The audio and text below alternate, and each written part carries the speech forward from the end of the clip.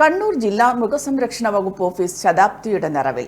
ഒരു വർഷം നീണ്ടുനിൽക്കുന്ന ശതാബ്ദി ആഘോഷങ്ങളുടെ ഉദ്ഘാടനം നാളെ മൃഗസംരക്ഷണ വകുപ്പ് മന്ത്രി ജെ ചിഞ്ചു റാണി നിർവഹിക്കും. ബ്രിട്ടീഷ് ഭരണകാലത്ത് യാത്രയ്ക്കും ചരക്ക് നീക്കത്തിനും ഉപയോഗിച്ചിരുന്ന കുതിരകൾക്കും കാളകൾക്കും ചികിത്സ നൽകുന്നതിനു വേണ്ടിയായിരുന്നു 1925 മൃഗാശുപത്രി ആരംഭിച്ചത്. സൈനിക ആവശ്യത്തിന് ഉപയോഗിച്ചിരുന്ന കുതിരകൾക്കായിരുന്നു പ്രധാനമായും ചികിത്സ. ആദ്യ കാലഘട്ടത്തിൽ ബ്രിട്ടീഷ് സൈന്യത്തിന്റെ ആവശ്യത്തിനു മാത്രം ഉപയോഗിച്ചിരുന്ന കുതിരക്കും കാളകൾക്കും ലഭ്യമായിരുന്ന സേവനം പിന്നീട് പൊതുജനങ്ങളുടെ ഉടമസ്ഥതയിലുള്ളവർക്കും ലഭിച്ചു തുടങ്ങി.